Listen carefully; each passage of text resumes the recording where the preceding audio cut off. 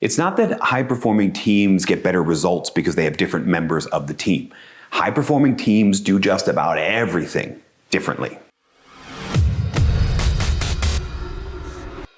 Hey leader, David Burkus here, organizational psychologist and best-selling author of 4 books on helping leaders and teams do their best work ever, including helping teams take an honest look at what they're doing and how that's affecting their performance. But the truth is, just getting more talented individuals on a team is not going to enhance performance unless we also pay attention to the way that team works with itself, the way the team communicates, the way they collaborate, the norms of behavior, the level of trust and respect. All of these things affect whether or not a team can actually perform way more than whether or not there are talented individuals on the team. You can't just put more talented people on a team that behaves the same way and expect new levels of performance. As W. Edwards Deming used to say, a bad system will beat a good person every single time. So in this video, we're going to talk about what high-performing teams do differently. Let's get started. The first thing that high-performing teams do differently is they use bursty communication. They communicate in bursts. You might be in this situation, right?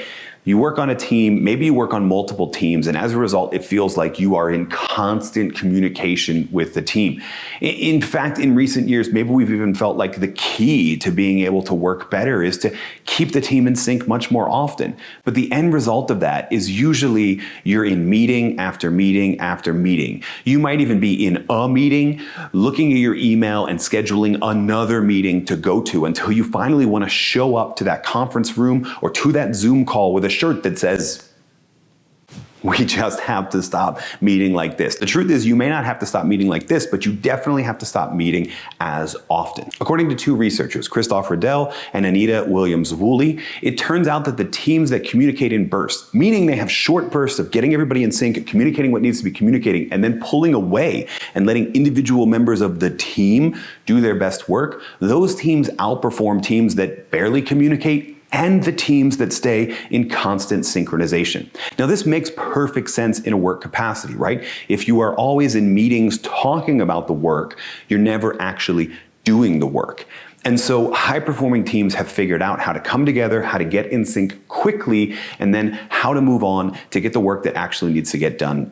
And they also can trust that the next burst is coming, and so they don't need to interrupt each other, but they can just wait until we get to that next one. I think most teams could put this into play by canceling most of their team meetings, but also by making sure that they're putting communication in play that keeps the team in sync. I'm a huge fan of having teams communicate to each other on a regular basis, once a week, maybe even every other day. What did we just complete? What are we focused on next? And what's blocking our progress? 3 simple questions. What did I just do? What am I focused on next? And where do I need help? That keep a team in sync. And those questions work best.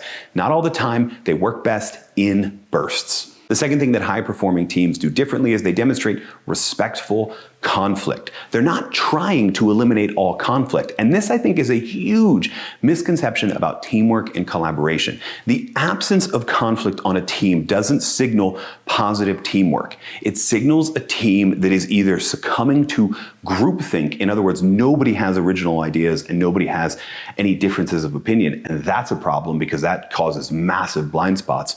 Or a team that is so afraid of conflict, so afraid of stepping on each other's toes that even though they do have differences of opinion, they're self-censoring. In either way, they are not bringing their whole selves to solving a problem. They are limiting their potential options, and they are probably blocking themselves from ever achieving high performance. We see this in the research too. A fascinating study by a team of researchers led by Charlene Namath showed that teams that leverage respectful conflict, in other words, they disagree, but they do so in a place of trust and respect, generate 25% more ideas and way better quality ideas than teams that are focused on everybody getting along. I mean, you've been in that situation, right? Where maybe you're so overemphasizing collaboration and a spirit of cooperation and so trying to avoid anything that would provide conflict, right? Anything that would stand in the way of cohesion, that you have to sit there while somebody, well, they just released the dumbest idea you've ever heard, right? And you want to push back on the idea,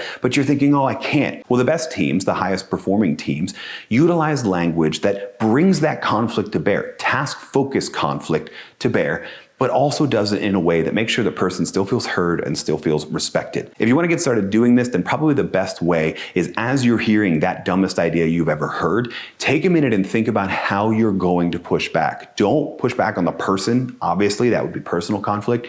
Don't push back on the idea because they might have some piece of their identity attached to the idea. Instead, just ask questions. Ask questions about the assumptions behind the idea that you hear that they might not even be aware of. In doing so, you can bring conflict into the conversation, but do it in a way that makes sure that everybody feels respected and that we're having a productive conversation around this idea, even if we end up finding that their assumptions were way off base and it was indeed the dumbest idea ever. You still do it in a way that is respectful and make sure that that person feels comfortable bringing up their next idea that might not be as stupid. The next thing that high-performing teams do differently is that they harness authentic connection. In other words, they connect not just over work-related topics. They understand that people are multifaceted and they build connections with the team on more of those facets than just work. And this is in line with the research as well. Jessica Methat at Rutgers University and a team of her colleagues demonstrated that people who connect to their coworkers for non-work reasons. In other words, they build social connections that are based on things outside of the work, perform better at work as well. They have longer social support, they have better tenure, and yes, they're more productive as well. So how do you begin to build authentic connections on a team? Well, you don't need to pay a bunch of money to license a personality test, and you don't need to do trust falls or any other kind of activity. Repeat after me, you do not need to do trust falls. Maybe that means running a meeting less efficiently. What I mean by less efficiently is that you're allowing some time at the beginning or at the end of the meeting for people to linger and people to have those non-work conversations that allow each other to find those things they have in common outside of work that become the beginnings of bonds, that become the beginnings of friendships, that are the beginning of that higher level of performance that Methat's research indicates will happen. Unstructured time can be a powerful way to allow people to self-disclose and allow those bonds to develop. Way more powerful and way more cost efficient than all of those recommendatory offsites and team building activities you may have had to have been a part of before.